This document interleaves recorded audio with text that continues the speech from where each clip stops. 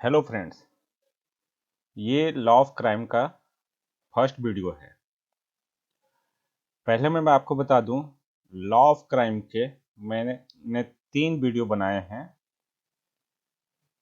जिसमें first to जो है वो कॉन्सेप्ट बेस्ड है, मतलब ये लॉ ऑफ क्राइम के कॉन्सेप्ट्स बताएगा। और थर्ड वीडियो में मैंने प्रीवियस ईयर्स के क्वेश्चन डील किए हैं। इन तीनों वीडियो को आप बहुत ध्यान से देखिएगा और इसे आप अच्छे से मेमोराइज कीजिएगा, इसे समझने की कोशिश कीजिएगा, मेमोराइज कीजिएगा। क्यों? क्योंकि ये आपको क्लैट और दूसरे एलएलबी एग्जाम्स में काम आएगा, हेल्प करेगा ही। प्लस जब आप लॉ का कोर्स परस्यू करेंगे after getting through this examination, वहां भी ये कॉन्सेप्ट हेल्प करेगा। अंतर सिर्फ इतना होगा कि यहाँ मैंने सेक्शंस के नाम मेंशन नहीं किए हैं, बट सारे कॉन्सेप्ट जो हैं वो इंडियन पिनल कोड से ही लिए गए हैं। तो कॉन्सेप्ट आपका लॉ कॉलेज में भी वही होगा जो यहाँ पे है। तो इस तरह से ये वीडियोस आपको बहुत ही हेल्प करने वाला है। मैं आपको law of crime video series के फर्स्ट में क्या पढ़ाऊंगा, इसमें मैं आपको जनरल प्रोविजन बताऊंगा अबाउट व्हाट इज क्राइम, और जनरल डिफेंसेस क्या होते हैं क्राइम के, इनक्वाइट ऑफेंसेस क्या होते हैं, एटसेट्रा। और सेकेंड वीडियो में मैं आपको बताऊंगा स्पेसिफिक क्राइम के बारे में। स्पेसिफिक क्राइम मतलब crime against body, crime against property, etcetera. तो आइए शुरू करते हैं लॉ ऑफ क्राइम पे फर्स्ट वीडियो। देखिए, लॉ ऑफ क्राइम जानने के पहले ये समझिए कि लॉ कितने तरह के होते हैं। तो लॉ दो तरह के होते हैं, एक को हम बोलते हैं सब्सटेंटिव लॉ और दूसरा को बोलते हैं प्रोसीजरल लॉ। सब्सटेंटिव लॉ होता क्या है? ऐसे लॉ जो rights and liability between individuals decide करते हैं, मतलब दो इंडिविजुअल के बीच में क्या राइट है, मतलब एक की क्या राइट है, दूसरे की क्या लायबिलिटी है, वो डिसाइड करने वाले लॉ को हम बोलते हैं सब्सटेंटिव लॉ। जैसे क्रिमिनल में मैंने एग्जांपल दिया Indian penal code. Indian penal code में क्राइम डिफाइंड है कि अगर कोई उन एक्ट या ओमिशन करता है, अनलॉफुल एक्ट और ओमिशन करता है, तो वो कैसे और कहाँ पनिशेबल होगा। और सिविल लॉ में मैंने लिया है हिंदू मैरिज एक्ट। यहाँ पे मैरिज, डिवोर्स एटसेट्रा को लेकर जो है individual right and liability determined होते हैं। और सेकेंड जो लॉ है प्रोसीजरल लॉ, ये जब सपोज इंडियन पेनल कोड या हिंदू मैरिज एक्ट के तहत कोई राइट का वायलेशन होता है, तो जिस पर्सन का राइट वायलेट हुआ है वो कोर्ट अप्रोच करेगा।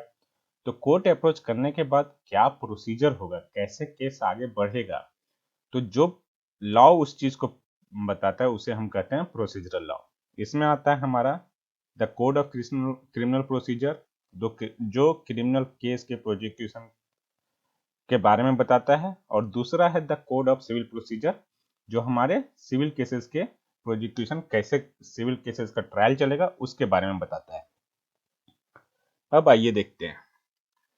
क्राइम को समझने के पहले एक बहुत ही महत्वपूर्ण चीज समझिए कि ह्यूमन बिहेवियर के बारे में। तो ह्यूमन बिहेवियर को हम दो भाग में बांट सकते हैं, एक होता है प्रिस्क्रिप्टिव और दूसरा प्रोस्क्रिप्टिव। प्रिस्क्रिप्टिव वैसे ह्यूमन बिहेवियर को कहते हैं जो जिसको करने की मनाही होती है पर पनिशेबल नहीं होता है, जिसे हम कहते हैं मोरल रॉन्ग। ठीक है? जैसे अब कोई भूखा या भिखारी को भूख लगी है, तो हमारा मोरल ये कहता है कि उसे हमें खिलाना चाहिए, लेकिन अगर हम नहीं खिलाते हैं तो उसके लिए कोई पनिशमेंट नहीं, तो ये मोरल रॉन्ग्स हो गए। दूसरा है प्रोस्क्रिप्टिव, वैसे एक्ट जो प्रोहिबिटेड तो है ही, मतलब जिसको करने की मनाही तो है ही, लेकिन अगर आपने उस एक्ट को किया तो वो पनिशेबल भी है, इसको हम कहते हैं क्राइम। तो ये बेसिक डिफरेंस है प्रीस्क्रिप्टिव एंड प्रोस्क्रिप्टिव बिहेवियर में। अब आइए देखते हैं। यहाँ हमने देख लिया कि क्राइम होता क्या है, वैसे ह्यूमन बिहेवियर जो प्रोस्क्रिप्टिव होते हैं उसको हम कहते हैं क्राइम। तो what is crime? Crime is an unlawful act और omission which shocks the conscience of the society. मतलब अगर आप किसी भूखे को नहीं खिलाते हैं तो उससे सोसाइटी को बहुत ज्यादा फर्क नहीं पड़ता, लेकिन अगर कोई किसी का मर्डर करता है, किसी को जान से मार देता है, तो ये सोसाइटी के कंसाइंस को शेक कर देगा, हिला देगा, लोग डर में आ जाएंगे। तो ये क्राइम हुआ, क्राइम जो कि सोसाइटी के कंसाइंस को सेव करता है। और ये जो एक्ट और ओमिशन है जो सोसाइटी के कंसाइंस को सेव करता है उसे हम क्राइम बोलते हैं। और ये क्राइम डेल्ट है कहाँ, इंडियन पेनल कोड में, जो कि different type of crime and their respective punishment की बात करता है। पर्पस क्या है क्रिमिनल लॉ का? तो इसका बहुत ही सिंपल और सीधा सा पर्पस है, ह्यूमन बीइंग्स और प्रॉपर्टी को क्रिमिनल एक्ट से बचाना। मतलब कोई एक्स वाई को मार ना दे या एक्स वाई के प्रॉपर्टी को नुकसान न कर दे, इसलिए क्रिमिनल लॉ है, ताकि एक्स को एक डर रहे कि अगर उसने कोई क्राइम किया तो उसके खिलाफ कार्रवाई होगी। अब देखिए टाइप्स ऑफ क्राइम, ये बहुत ही इंपॉर्टेंट है, आपको जानना पड़ेगा। और एक चीज और ध्यान रखिएगा, मैं यहाँ जो भी लॉ ऑफ क्राइम में कॉन्सेप्ट बता रहा हूँ इसको बहुत अच्छे से ध्यान में रखिएगा। ये आपको एग्जामिनेशन में जो principle, facts and options based questions होते हैं उसमें हेल्प करेगा, उनको सॉल्व करने में हेल्प करेगा। लेकिन मैं यहाँ आपको सावधान करना चाहूँगा कि कभी कभी जो कॉन्सेप्ट आपने यहाँ पढ़े हैं लॉ ऑफ क्राइम 1 और या लॉ ऑफ क्राइम 2 में, इसके अपोजिट प्रिंसिपल दिया रहेगा क्वेश्चंस में, तो वहां पे आपको उस प्रिंसिपल को ट्रूथ मानते हुए क्वेश्चन सॉल्व करने हैं। यहाँ समझाए गए कॉन्सेप्ट को आप वहां अप्लाई नहीं करेंगे, ऑल्दो ये कॉन्सेप्ट सही है, लेकिन जो एग्जामिनर है वो कभी कभी ये चाहता है, ये चेक करना चाहता है कि आप कैसे लॉ को समझ रहे हैं, ये नहीं, वो जानना चाहता है कि आप लॉ जानते हैं या नहीं। इसलिए कॉन्सेप्ट को समझिए, इसे माइंड में रखिए, पर जब क्वेश्चन सॉल्व करेंगे तो वहां पे आपको दिए गए प्रिंसिपल पे फोकस करना है, उसी को फैक्ट्स पे अप्लाई करना है और उसी अनुसार आपको मोस्ट अप्रोप्रिएट ऑप्शन चूज करना है। ठीक है, तो आइए देखते हैं टाइप्स ऑफ क्राइम्स। तो इसमें पहला है crimes against human body and life, crimes against property. ये दो टॉपिक मैंने लॉ ऑफ क्राइम के सेकेंड वीडियो में डील किए हैं। Crimes against public piece and order जैसे ट्रीजन, सेडिशन, ये सेडिशन टर्म आपको लीगल टर्म में बहुत अच्छे से डील किया गया है, आप वहां जरूर देखें। Crimes against religion, crimes against the family and moral of family institution, example bigamy, adultery, sodomy etcetera. Economic crimes, stock market manipulations, हवाला transaction, corporate misfeasance, money laundering etcetera. इस लॉ ऑफ क्राइम के video 1 और 2 में मैंने कुछ important topics cover करने की कोशिश की है, इसलिए आपको यहाँ जो भी टॉपिक्स मिले हैं इनके सारे डिटेल्स नहीं मिलेंगे, क्योंकि ये आपके एग्जामिनेशन पॉइंट ऑफ व्यू से इंपॉर्टेंट भी नहीं है। तो हमने कोशिश की है उन टॉपिक को डील करने के लिए जो आपके क्लैट एग्जामिनेशन के लिए बहुत ही इंपॉर्टेंट है। अब देखते हैं कि क्राइम के बेसिक एलिमेंट्स हैं क्या। तो इसके दो बेसिक एलिमेंट्स है, एक्टस रियस और मेंस रिया। एक्टस रियस होता क्या है? तो ये एक्टस रियस 2 वर्ड से बना है और मेंस रिया भी 2 वर्ड से बना है।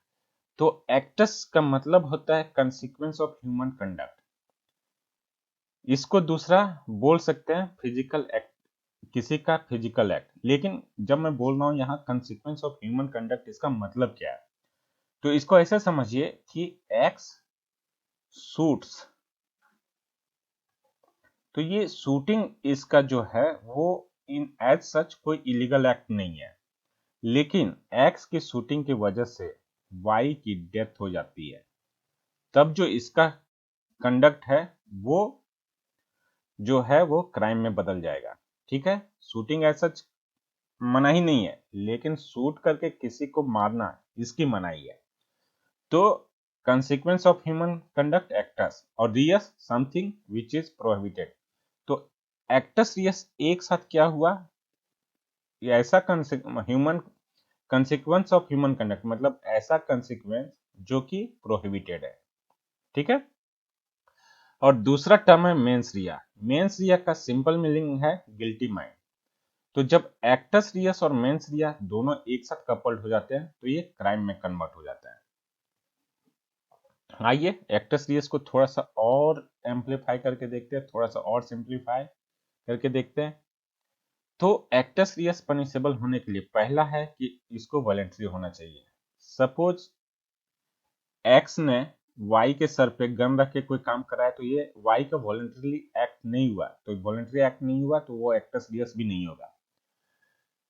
इसके बाद दूसरा, ये एक्टस रियस को मेंस रिया के साथ कपल्ड होना चाहिए, तभी ये एक्टस रियस पनिशेबल होगा। इसके बाद दो चीजें, पहला वॉलेंटरी होना चाहिए, दूसरा एक्टस रियस मेंस रिया के साथ कपल्ड होना चाहिए, तीसरा ये दोनों एक्ट मिलकर किसी का हार्म करना चाहिए। ठीक है, और चौथा जो हार्म हुआ है वो direct cause of acts Reis होना चाहिए। जब ये चारों चीजें होगा तब ये एक्टस रियस के हेडिंग में फॉल होगा। आगे देखिए मेंस रिया। तो मेंस रिया ये एक मैगजीन है, मैगजीन में भी लीगल मैगजीन जो वीडियो है हमारा उसमें भी इसको डील किया गया है, यहाँ भी एक बार देखिए। ये मैगजीन में एक्टस रियस नॉन फेसिट्रियम निसी मेंसेट्रिया means the act is not culpable unless the mind is guilty. मतलब एक्टस रियस प्लस मेंस रिया जब एक साथ होगा तभी कोई एक्ट जो है वो क्राइम कहलाएगा। ठीक है, आइए देखते हैं कुछ एग्जाम्पल। पहला, जहां पे मेंस रिया नहीं होगा फिर भी वो एक्ट जो है वो क्राइम कहलाएगा। तो पहला है किडनैपिंग और दूसरा है एब्डक्शन। मतलब ये दो सिचुएशन है जहां पे जो किडनैपर है या जो आदमी एब्डक्ट कर रहा है वो ये नहीं प्ली ले सकता कि मेरे पास कोई भी मेंस रिया या गिल्टी माइंड नहीं था किसी एक्स पर्सन को किडनैप या एब्डक्ट करने में। अगर किसी ने किडनैप किया या एब्डक्ट किया तो मेंस रिया था या नहीं वो इमटेरियल है, he will be liable for the offence. Next example है जहां पे एक्टस रियस जो है अगर मेंस रिया के साथ कपल्ड नहीं है तो ऑफेंस नहीं कहलाएगा। एग्जांपल देखिए, एक्स एक्स जो है वो वाई का नोटबुक ले गया बस इस इरादे की से कि वाई थोड़ा सा परेशान होगा फिर मैं लौटा दूंगा। तो यहाँ पे कोई एक्स जो है वो बस प्रैंक खेल रहा है वाई के साथ, यानी इसका कोई गिल्टी इंटेंशन नहीं था, गिल्टी माइंड नहीं था, तो इसलिए एक्स का कोई क्रिमिनल लायबिलिटी नहीं होगा। अब देखिए स्टेजेस ऑफ क्राइम। ये टॉपिक जो है ये बहुत ही इंपॉर्टेंट है, इसको आप जरूर अच्छे से ध्यान रखिएगा। ये आपको लॉ कॉलेजेस में भी बहुत काम आएगा, खास करके जब लॉ ऑफ क्राइम का फर्स्ट पार्ट आप पढ़ेंगे, मे बी फर्स्ट सेमेस्टर में पढ़ें तो आपको ये बहुत काम आएगा। तो स्टेजेस ऑफ क्राइम में पहला होता है इंटेंशन, दूसरा प्रिपरेशन, तीसरा अटेम्प्ट, चौथा कमीशन। जनरली इंटेंशन और प्रिपरेशन ये पनिशेबल नहीं होता है, लेकिन अटेम्प्ट और कमीशन ऑफ क्राइम ये पनिशेबल होता है। क्यों पनिशेबल नहीं होता है वो आगे हम डील करेंगे। तो आइए पहले सबसे पहले देखते हैं इंटेंशन। इंटेंशन मीन्स किसी कार्य को करने की इच्छा। ठीक है, इट इज अब क्यों इंटेंशन पनिशेबल नहीं है, तो अब सिंपल सी बात है कि कोई अगर एक्स के दिमाग में क्या चल रहा है ये हम नहीं देख सकते हैं, इसलिए इंटेंशन जो है वो पनिशेबल नहीं है जब तक कि एक्स उस इंटेंशन के साथ कुछ कर नहीं देता है। सपोज आज एक्स बोलता है, एक्स बोलता क्या है, एक्स सोचता है कि वो डोनाल्ड ट्रंप को हार्म करेगा, ये अभी सोच रहा है।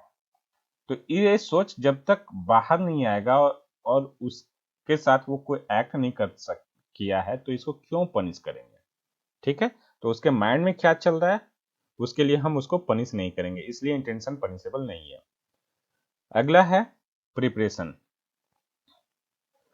अब सपोज एक एग्जांपल लीजिए, एक्स जो है वो वाई को मारना चाहता है, तो पहले इसके बारे में एक्स सोचेगा, सोचने के बाद क्या क्या करेगा, या तो ये गन एक्वायर करेगा या पॉइजन एक्वायर करेगा, फिर वाई की एक्टिविटी को वॉच करेगा ताकि वो सुटेबल मौका मिले और वो वाई को मारने का प्रयत्न करे। ठीक है, तो अब सपोज ये पॉइजन लेके आता है, इंटेंशन था कि वाई को मारेगा, पॉइजन लेके आता है, यहां तक इसका प्रिपरेशन है। और इस बीच अगर वो पकड़ा जाता है तो दो पॉसिबिलिटी है। वाई को मारने का अटेम्प्ट करने के पहले एक्स के पास दो पॉसिबिलिटी है। पहला कि उसका माइंड चेंज कर जाए, वो आगे को सोचने लगे कि अगर उसने वाई को मारा तो एक्स को जेल हो जाएगी, जेल हो जाएगी तो उसके बीवी बच्चों का क्या होगा, तो हो सकता है कि ये माइंड चेंज कर ले। दूसरा क्या है कि ये पॉइजन लाया हो इस पर्पज से कि इसके घर में चूहे हो गए हैं तो उसे मारेगा। तो ये तो प्रूव नहीं किया जा सकता कि पॉइजन वो वाई को मारने के लिए ही लाया था, तो इसलिए प्रिपरेशन को हम पनिशेबल नहीं, अपना इंडियन पेनल कोड प्रिपरेशन को जनरली पनिशेबल नहीं मानता है। मैं टर्म यूज कर रहा हूँ, जनरली पनिशेबल नहीं मानता है। क्यों? क्योंकि एक जगह है एक्सेप्शन जहां पे प्रिपरेशन भी पनिशेबल है, और वो है डकैती। मतलब डकैती का प्रिपरेशन कहीं हो रहा है तो जो प्रिपरेशन कर रहे हैं they are liable to be punished. ठीक है, नेक्स्ट स्टेज ऑफ क्राइम है वो है अटेम्प्ट। तो इंटेंशन था, प्रिपरेशन भी हो गया, तो अब नेक्स्ट जो है वो अटेम्प्ट। तो अटेम्प्ट है क्या? तो अटेम्प्ट को ऐसा एक्ट जो अगर किसी वजह से अनसक्सेसफुल नहीं रहा या इंटरप्ट नहीं हुआ तो वो एक्चुअल कमीशन ऑफ क्राइम में कन्वर्ट हो जाएगा, उसको हम अटेम्प्ट बोलते हैं। अब देखिए एग्जांपल जो मैंने बोला था कि एक्स वाई को मारने का सोचता है, इसके लिए पॉइजन खरीद के लाता है, पॉइजन प्रिपेयर कर लिया और इस पॉइजन को लाके वाई के खाने में वो मिलाता है। ठीक है, वाई के खाने में मिलाया और वाई को खाने के लिए रखा, और इसी बीच सपोज कोई बिल्ली वगैरह आके उस खाने को खा लेती है तो वाई तो नहीं मरा। ठीक है, लेकिन एक्स ने कोशिश की थी कि वो खाना दे दे वाई को, तो यहाँ पे ये अटेम्प्ट हो गया। अगर वो बिल्ली उस खाने को नहीं गिराती और नहीं खाती तो वाई उसको खाता और एक्चुअल कमीशन ऑफ ऑफेंस हो जाता और वाई मर जाता, तो एक्स तो लायबल होता। बस इसलिए ये अटेम्प्ट पनिशेबल है, क्योंकि एक्स ने अपनी ओर से पूरी कोशिश की, इंटेंशन था, प्रिपरेशन था और इसने कोशिश भी कर ली, लेकिन इसकी कोशिश बेकार क्यों हुई? क्योंकि बिल्ली ने जो खाना वाई को मिलना था, जो एक्स ने वाई को खाने के लिए दिया था, वो बिल्ली ने जूठा कर दिया, उसे गिरा दिया, जिसकी वजह से वाई ने नहीं खाया। तो ये थर्ड या कोई इंडिपेंडेंट फोर्स की इंटरवेंशन की वजह से एक्स का जो कोशिश थी वो बेकार गई, इसलिए ये अटेम्प्ट पनिशेबल माना गया।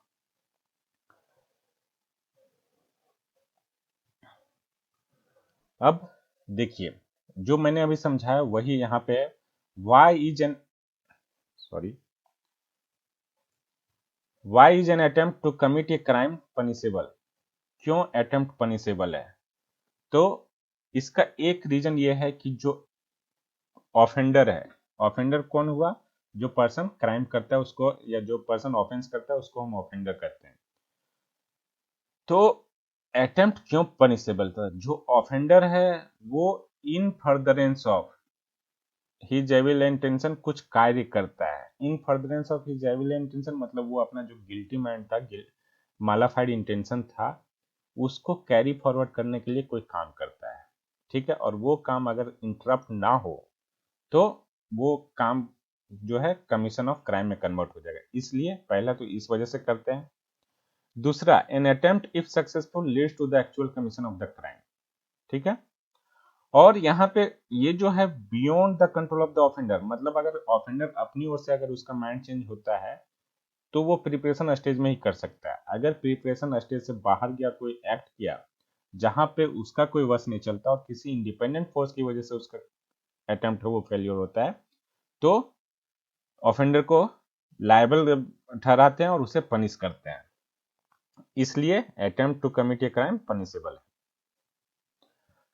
और लास्ट स्टेज है कमीशन ऑफ क्राइम, मतलब क्राइम के स्टेजेस में last stage commission of crime. तो जो थर्ड स्टेज था अटेम्प्ट, वो अगर सक्सेसफुल हो गया तो कमीशन ऑफ क्राइम हो जाएगा, और जब कमीशन ऑफ क्राइम हो जाएगा तो ऑफेंडर जो है will be liable for criminal liability. तो ये स्टेजेस ऑफ क्राइम कंप्लीट हुए, बहुत इंपॉर्टेंट है, इसे पढ़िएगा। इसके बाद आते हैं कि अगर कोई ऑफेंडर क्राइम किया तो क्या उसके पास कुछ जनरल डिफेंसेस हैं जिससे वो लायबिलिटी से बच सके? तो ये जनरल डिफेंसेस अपने आईपीसी में दे रखे हैं। उसमें से क्या है कि अगर जनरल डिफेंसेस अवेलेबल हो गया ऑफेंडर को, तो लायबिलिटी या तो लायबिलिटी से एस्केप कर सकता है या उसकी लायबिलिटी थोड़ी सी कम हो सकती है। तो क्या क्या है ये जनरल डिफेंसेस? तो पहला है मिस्टेक ऑफ फैक्ट, दूसरा एक्सीडेंट, तीसरा नेसेसिटी, चौथा एक्ट ऑफ चाइल्ड, पांचवा इंसैनिटी, छठा इंटॉक्सिकेशन। ये 6 डिफेंसेस जो हैं वो बहुत ही इंपॉर्टेंट है और इस पे सवाल पूछे जाते हैं। मींस किसी भी जो जनरल डिफेंस है उस पे आपको प्रिंसिपल दे देगा, उसी पे बेस्ड कुछ फैक्ट देगा और फिर आपको ऑप्शंस में से मोस्ट एप्रोप्रिएट ऑप्शन चूज करना है। तो आइए एक एक करके देखते हैं हम। पहला है मिस्टेक ऑफ फैक्ट। तो मिस्टेक ऑफ फैक्ट, अगर कोई पर्सन मिस्टेक ऑफ फैक्ट में कोई एक्ट और ओमिशन करता है तो, और वो भी गुड फेथ में करता है, तो उसको एग्जाम्पशन मिल सकता है। एग्जाम्पल देखिए, पहला एग्जाम्पल है, a soldier fires on a mob by the order of his superior officer in conformity with the commands of the law, ये हैज कमिटेड नो ऑफेंस। मतलब क्या है कि सपोज यहाँ पे इस साइड में कुछ आर्मी के जवान हैं, आप जम्मू एंड कश्मीर का सिचुएशन से वाकिफ होंगे। आर्मी के कुछ जवान हैं, यहाँ अनरूली मॉब्स हैं, ठीक है। तो अगर सोल्जर जो है वो अपने सुपीरियर कमांड के ऑर्डर से इस मॉब पे फायर करता है तो सोल्जर प्रोटेक्टेड है मिस्टेक ऑफ फैक्ट की, क्योंकि वो इस मिस्टेक ऑफ फैक्ट में है कि जो उसका सुपीरियर है वो लॉ के अंतर्गत उसको कमांड दिया है and he is bound to follow his senior और हिज सुपीरियर्स ऑर्डर, ठीक है। दूसरा एग्जांपल देखिए, ये एक कोर्ट का ऑफिसर है, ठीक है। कोर्ट के ऑर्डर से वाई को अरेस्ट करने जाता है, ठीक है। और ये जो है वो वाई को पहचानता नहीं है, लेकिन इंक्वायरी वगैरह करता है तो उसे पता चलता है कि जेड जो है वो वाई है, ठीक है। उसे ये विश्वास होता है कि जेड जो है वो वाई है और इस भूल में वो जेड को अरेस्ट कर लेता है।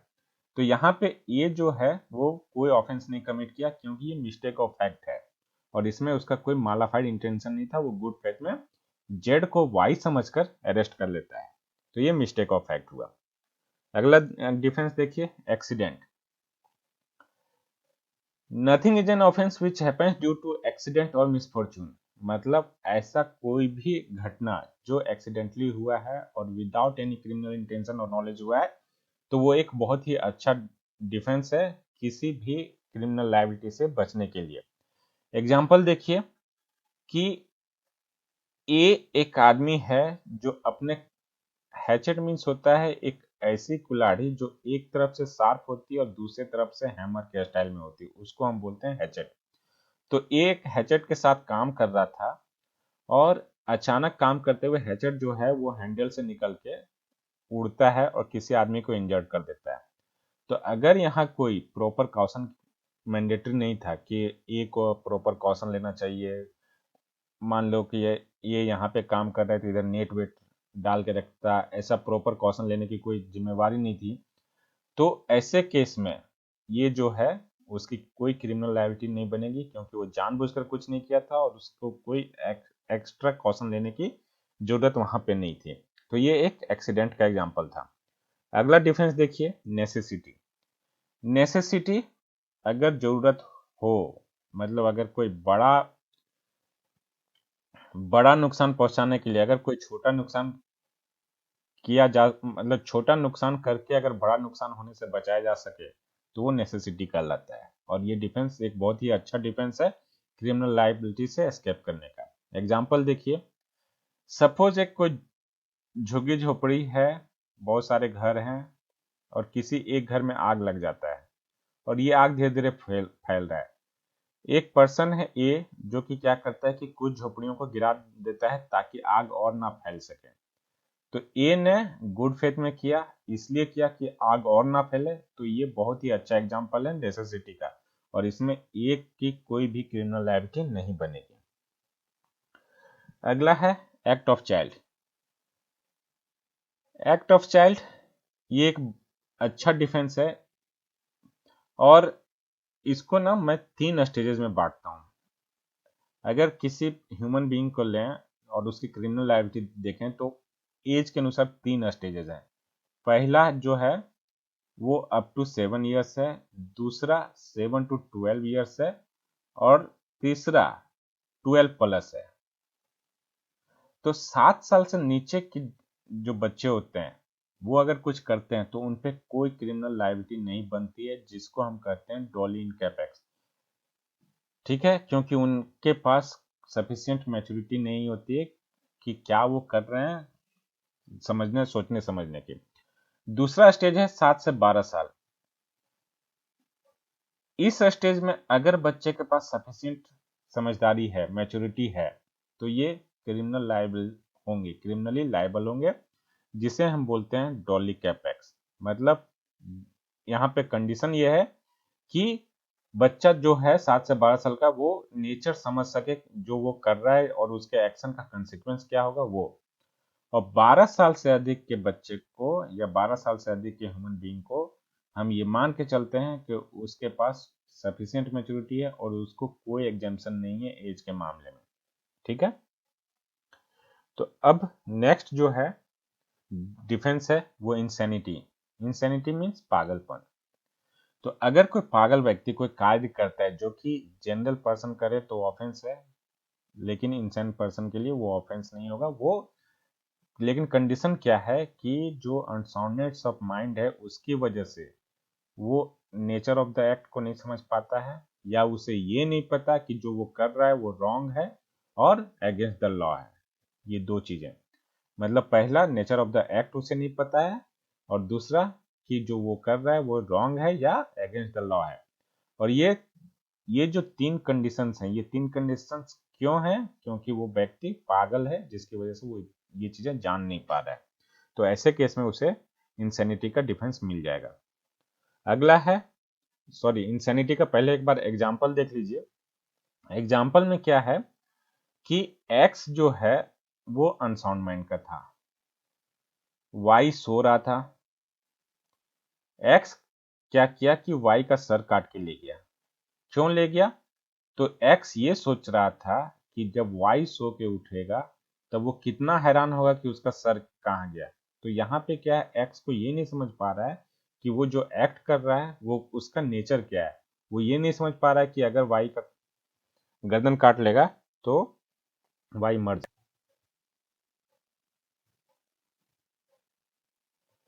नेक्स्ट टॉपिक जो है वो है इंटॉक्सिकेशन। ये इंटॉक्सिकेशन और इंसैनिटी ये ऑलमोस्ट सेम है। वहां इंसैनिटी में क्या है कि जो एक्ट को समझने की बात थी, मतलब नेचर ऑफ द एक्ट को समझने की बात थी, वो because of unsoundness of mind था, पागलपन की वजह से था। और यहाँ पे इंटॉक्सिकेशन यानी नशे की वजह से है। लेकिन एक चीज ध्यान रखिएगा कि जब हम इंटॉक्सिकेशन के डिफेंस की बात करेंगे तो जो पर्सन डिफेंस ले रहा है वो अपनी इच्छा से नशे में नहीं गया हो। ये बहुत ही इंपॉर्टेंट है। यानी कि जो नशा का जो वजह है वो किसी और ने उसके जानकारी के बिना कराई या जबरदस्ती उसे नशा कराई, तभी ये डिफेंस मिल सकता है। ठीक है, तो एक बार देख लीजिए कि अगर इंटॉक्सिकेशन का डिफेंस लेना है तो क्या क्या कंडीशन होना चाहिए। तो एक तो वॉलेंटरली इंटॉक्सिकेशन नहीं होना चाहिए। इसके बाद ये तो पहला कंडीशन हो गया। दूसरा कंडीशन है कि इस इनवॉलेंटरली इंटॉक्सिकेशन की वजह से जो पर्सन है वो नेचर ऑफ एक्ट नहीं जान रहा है, या वो जो कर रहा है वो रॉन्ग है या कॉन्ट्ररी टू लॉ है, ये वो नहीं समझ पा रहा है, तब उसको इंटॉक्सिकेशन का डिफेंस मिलेगा, अदरवाइज नहीं मिलेगा। अगला है, सॉरी अगला नहीं, इसका एग्जांपल देखिए कि एक्स का ब्रेकअप हो गया था। बहुत कॉमन है अपनी सोसाइटी में। तो एक्स का ब्रेकअप हो गया तो एक्स के जो फ्रेंड हैं उसे एक बार में ले गए और वहां पे एक्स पूरी तरह ड्रंक हो गया। जब रिटर्न हो रहा था तो एक्स ने नेग्लिजेंटली, मतलब नशे की हालत में कार चलाया और जो फुटपाथ पे कुछ लोग चल रहे थे उनको मार दिया। ठीक है, जब एक्स का प्रोसिक्यूशन हुआ कोर्ट में, उसके खिलाफ केस चला, तो एक्स प्ली लेता है कि I was drunk during the incident. तो यहाँ पे इस ड्रंकनेस का, इस इंटॉक्सिकेशन का डिफेंस उसको नहीं मिलेगा, क्योंकि यहाँ पे जो इंटॉक्सिकेशन था वो उसने अपनी इच्छा से लिया था, उसको जबरदस्ती नहीं पिलाया गया था। नेक्स्ट जो है वो है प्राइवेट डिफेंस। ठीक है, वो जनरल डिफेंस खत्म हो गए, अब आता है प्राइवेट डिफेंस। प्राइवेट डिफेंस में देखिए, होता है कि अगर कोई व्यक्ति अपने प्राइवेट डिफेंस में या किसी और के प्राइवेट डिफेंस में कोई काम करता है, तो उसको हम ऑफेंस नहीं करते हैं। क्यों नहीं करते हैं? तो इसका एक कार्डिनल प्रिंसिपल है, प्राइवेट डिफेंस का एक कार्डिनल प्रिंसिपल है, मतलब एक बहुत ही महत्वपूर्ण प्रिंसिपल है। क्या प्रिंसिपल है? कि the primary duty of a man to help himself, मतलब खुद अपनी मदद खुद करना। In other words, self preservation, मतलब आत्मसुरक्षा। Self preservation is the prime instinct of every human being. आप सिंपल सा एक एग्जांपल लीजिए कि अगर कोई थप्पड़ मारने के लिए आपकी ओर बढ़ता है और मान लीजिए थप्पड़ चलाई देता है, तो आप उससे बचने के लिए आप अपने फेस को दूर करते हैं। तो ये बेसिक इंस्टिंक्ट है, मतलब ये सेल्फ डिफेंस खुद में एक तरह से, आप जो एक टर्म सुने होंगे, रिफ्लेक्स एक्शन। जैसे अगर कोई गर्म चीज से हाथ या कोई शरीर का कोई पार्ट छू जाए, तो आप ऑटोमेटिकली हटा लेते हैं, तो ये रिफ्लेक्स एक्शन है। तो वही सेल्फ प्रिजर्वेशन एक हमारा प्राइमरी इंस्टिंक्ट है। ठीक है, तो अब देखिए, राइट ऑफ प्राइवेट डिफेंस दो चीजों के लिए हो सकती है, पहला बॉडी के लिए और दूसरा प्रॉपर्टी के लिए। तो अब सवाल उठता है कि ये बॉडी में क्या सिर्फ अपनी बॉडी की प्रिजर्वेशन या अपनी बॉडी की डिफेंस आएगी या किसी और की बॉडी की? उसी तरह जब हम प्रॉपर्टी के डिफेंस की बात करते हैं, तो सिर्फ अपनी प्रॉपर्टी की बात आएगी या दूसरे की? तो आंसर आप आईपीसी में है, उसका कहना है कि नहीं, अपनी बॉडी और दूसरे की बॉडी दोनों को अगर आप प्रोटेक्ट करने के लिए कोई काम करते हैं, तो वो ऑफेंस नहीं माना जाएगा। कंडीशन है कि ये दोनों ह्यूमन बॉडी, यानी कि आप अपनी बॉडी और दूसरे ह्यूमन बॉडी को प्रोटेक्ट करने के लिए अगर कोई काम करते हैं या किसी ऑफेंस से बचाते हैं, तो ये ऑफेंस नहीं कहलाएगा। दूसरा है कि प्रॉपर्टी, प्रॉपर्टी दो तरह की होती है, मूवेबल और रिमूवेबल। तो प्रॉपर्टी के प्रोटेक्शन के लिए किसकी? तो अपनी प्रॉपर्टी या किसी और की प्रॉपर्टी को बचाने के लिए अगर आप कोई कार्य करते हैं, उनसे प्रिजर्व करने के लिए कोई कार्य करते हैं, तो वो ऑफेंस नहीं कहलाएगा। तो अब देखिए, प्रॉपर्टी, मैंने कुछ देर पहले बताया था कि ऑफेंस अगेंस्ट प्रॉपर्टी होती है। तो ये किस तरह का ऑफेंस है प्रॉपर्टी के खिलाफ जिसमें आपको राइट टू प्राइवेट डिफेंस मिलेगा? तो पहला है थेफ्ट, दूसरा रॉबरी, मैं ये सारे आगे चल के डिस्कस करूंगा, तीसरा मिसचीफ, चौथा क्रिमिनल ट्रेसपास, और attempt to commit any of these offence, मतलब थेफ्ट, रॉबरी, मिसचीफ या क्रिमिनल ट्रेसपास करने का अटेम्प्ट हो रहा है, उससे अगर बचाया जा रहा है, तो वो भी राइट टू प्राइवेट डिफेंस में आएगा। देखिए, जैसा अभी मैंने कहा था कि राइट टू प्राइवेट डिफेंस जो है वो प्रिंसिपल ऑफ सेल्फ प्रिजर्वेशन पर बेस्ड है। ठीक है, लेकिन यहाँ पे एक कंडीशन है, जब आप सेल्फ डिफेंस करते हैं, तो जो आप सेल्फ डिफेंस में जो फोर्स अप्लाई करते हैं, वो प्रोपोर्शनेट होना चाहिए जो आपके ऊपर हार्म कॉज किया जा रहा है उसके। एग्जाम्पल देखिए, आपको समझ में आएगा। सपोज एक्स जो है वो वाई के पास जाता है और इसको चाकू दिखा के बोलता है कि जो भी तुम्हारे पास माल पानी है वो मुझे दे दो। ठीक है, सिचुएशन क्या है? एक्स ने वाई को चाकू दिखाया और बोला कि जो भी तुम्हारे पास माल पानी है वो मुझे हैंड ओवर कर दो। अब वाई, अगर हो सकता है कि सिविलियन हो जिसके पास लाइसेंसी बंदूक हो, या हो सकता है एक्स से बड़ा गुंडा हो और एक्स को ना पता हो और वाई के पास गन हो, तो ये गन निकालता है। अब इस गन को देखते साथ एक्स की तो सिटी पिटी गुम, एक्स भाग निकलता है, फिर भी वाई इस पे गोली चला देता है और इसको इंजर्ड कर देता है या इसकी डेथ कॉज कर देता है। तो ऐसे केस में वाई को राइट टू प्राइवेट डिफेंस नहीं मिलेगा। क्यों नहीं मिलेगा? क्योंकि इस पे जो अटैक हुआ था उसके प्रोपोर्शनेट इसने काम नहीं किया। कैसे? जब एक्स ने बंदूक देखा वाई ये देखा कि वाई ने गन निकाल लिया तो एक्स भाग निकला। अब एक्स भाग निकला तो वाई के पास तो कोई डेंजर नहीं है, यानी ये जो मैंने बताया कि ये right to private defence principle of self preservation पे है। तो जैसे ही गन निकाला, एक्स भाग गया, तो ये तो वाई नाउ इज सेफ। तो इसके बाद भी वो गोली चला रहा है, तो नाउ इट्स क्राइम। तो जो ये force right to private defence में यूज करना है वो प्रोपोर्शनेट होना चाहिए, तभी राइट टू प्राइवेट डिफेंस का बेनिफिट मिलेगा। अब इसके बाद हम लोग देखते हैं इनकोएट और इनकम्प्लीट ऑफेंसेस। मतलब ऐसे ऑफेंसेस जो कंप्लीट नहीं है उनको हम बोलते हैं इनकोएट और इनकम्प्लीट ऑफेंस। इसमें दो चीजें आती है, पहला abetment of an offence and दूसरा क्रिमिनल कॉन्स्पिरेसी। यहाँ पे एक मैंने नोट में एक सेंटेंस लिखा है, abetment and abatement are two different things. Abetment means होता है कि अगर एक व्यक्ति दूसरे व्यक्ति को क्राइम करने में किसी तरह का हेल्प कर रहा है, उकसा रहा है, एबेटमेंट में समझाऊंगा, तो उसको हम एबेटमेंट बोलते हैं। और एबेटमेंट होता है किसी सूट वगैरह का खत्म हो जाना। ये आपको जब हम लीगल टर्म के वीडियो जहां हमने डील किया वहां पे हम इसको समझाएंगे।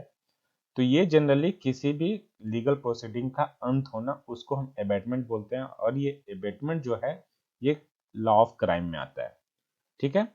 तो abetment of an offence and criminal conspiracy, ये दो चीज जो है इनकोएट क्राइम है। इनकोएट क्राइम क्या है कि ये crime actual commission of crime हो ना हो, एबेटमेंट पनिशेबल माना जाता है, इसलिए इसको इनकोएट या इनकम्प्लीट ऑफेंस कहते हैं। उसी तरह क्रिमिनल कॉन्स्पिरेसी, क्रिमिनल कॉन्स्पिरेसी में क्या है कि मैं आगे समझाऊंगा क्रिमिनल कॉन्स्पिरेसी।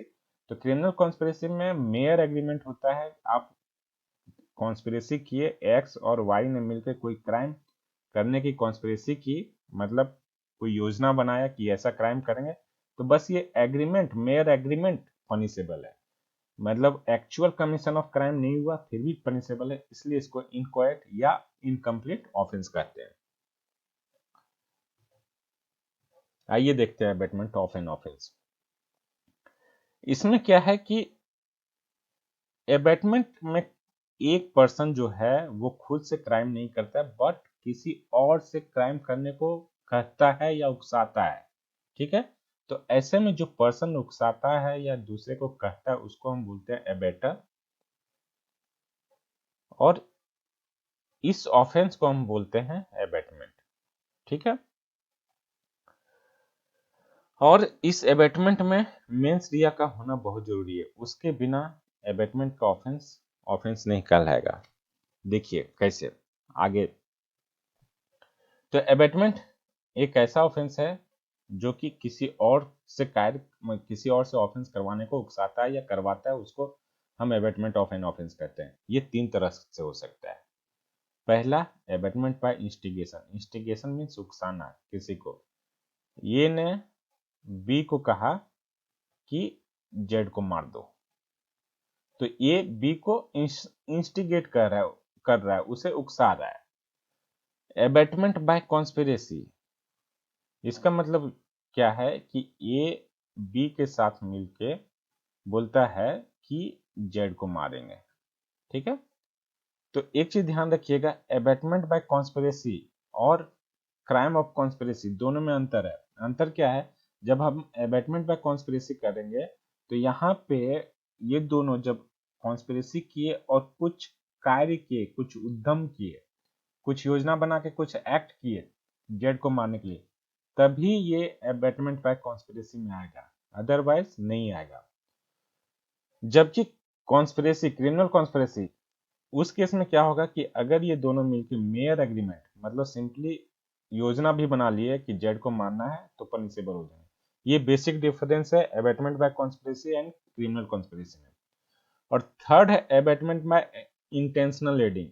मतलब सपोज बी और सी के बीच फाइट चल रहा है, ठीक है। ये बोलता है बी को कि सी को मारना है और उसके हाथ में एक चाकू थमा देता है, तो ये एबेटमेंट बाय एडिंग हो गया, क्योंकि ये जो है वो बी को सी को मारने में हेल्प कर रहा है। ये हेल्प कर रहा है बी को किस चीज में, तो सी को मारने में। तो ये अबेटमेंट बाय इंटेंशनल एडिंग हुआ। नेक्स्ट है क्रिमिनल कॉन्स्पिरेसी। जैसा अभी मैंने लास्ट स्लाइड में बताया था कि अबेटमेंट बाय कॉन्स्पिरेसी और क्रिमिनल कॉन्स्पिरेसी में अंतर है। अबेटमेंट बाय कॉन्स्पिरेसी में क्या है कि कॉन्स्पिरेसी के साथ साथ कुछ ओवर्ट एक्ट होना चाहिए, कुछ एक्शन होना चाहिए। लेकिन क्रिमिनल कॉन्स्पिरेसी में क्या है कि मेयर एग्रीमेंट, मतलब दो लोग, दो या दो से अधिक लोग, दो यानी कि मिनिमम दो लोग चाहिए, तो दो या दो से अधिक लोग एग्री करें, मेयर एग्रीमेंट जो मैं बार बार बोल रहा हूं, किस चीज के लिए एग्री करें, तो कोई इलीगल एक्ट करने के लिए, या कोई एक्ट जो कि इलीगल नहीं है, यानी कि ऐसा एक्ट जो लीगल है उसको इलीगल तरीके से करने के लिए, तो इसको हम क्रिमिनल कॉन्स्पिरेसी कहते हैं। ठीक है। और इसके साथ अगर कोई कॉन्स्पिरेसी उससे जुड़े हुए कोई और भी कार्य करते हैं तो उसको भी हम क्रिमिनल कॉन्स्पिरेसी में ही लेके आते हैं। ठीक है। तो अब एक बार देख लीजिए कि क्या क्या क्रिमिनल कॉन्स्पिरेसी के इंग्रेडिएंट्स हैं। ठीक है। पहला, दो या दो से अधिक पर्सन होने चाहिए, उनके बीच एग्रीमेंट होने चाहिए। तो एग्रीमेंट किस चीज के होने चाहिए, तो किसी इलीगल एक्ट को करने के लिए, या कोई लीगल एक्ट इलीगल तरीके से करने के लिए, इसका एग्रीमेंट होना चाहिए। तो ये जब तीन इंग्रेडिएंट्स होंगे तो क्रिमिनल कॉन्स्पिरेसी का ऑफेंस कंप्लीट माना जाएगा। ठीक है। और जैसा मैंने समझाया था, मेयर एग्रीमेंट यहाँ पे पनिशेबल है। यहाँ पे कोई भी ओवर्ट एक्ट या कोई भी एक्शन करने की जरूरत नहीं है, लेकिन जो अबेटमेंट बाय कॉन्स्पिरेसी है वहां ओवर्ट एक्ट करने की जरूरत है। तो इस तरह से आपका लॉ ऑफ क्राइम का फर्स्ट वीडियो कंप्लीट हुआ। इसके आगे हम लोग लॉ ऑफ क्राइम 2 करेंगे, और बहुत ही इंपॉर्टेंट, लॉ ऑफ क्राइम का थर्ड वीडियो जो है वो आपका प्रीवियस ईयर्स क्वेश्चंस पे बेस्ड है। तो लॉ ऑफ क्राइम 1 एंड 2 ये दोनों आपका कॉन्सेप्ट बेस्ड है, और जो 3 है वो क्वेश्चन आंसर है। ये तीनों जब आप कर लेंगे तो मैक्सिमम चांसेस है, मैक्सिमम क्या 99.9% चांसेस है कि आपके क्राइम के कोई भी क्वेश्चन गलत नहीं होंगे। बस एक चीज ध्यान रखिएगा कि कहीं कहीं पे जो आपने कॉन्सेप्ट पढ़े हैं और जो आपका प्रिंसिपल दिया हुआ है, ये दोनों में आपको डिफरेंस मिलेगा।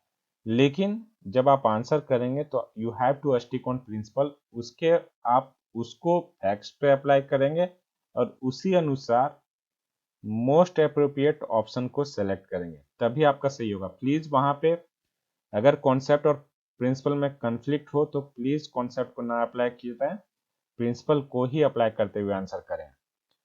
Thank you and all the best.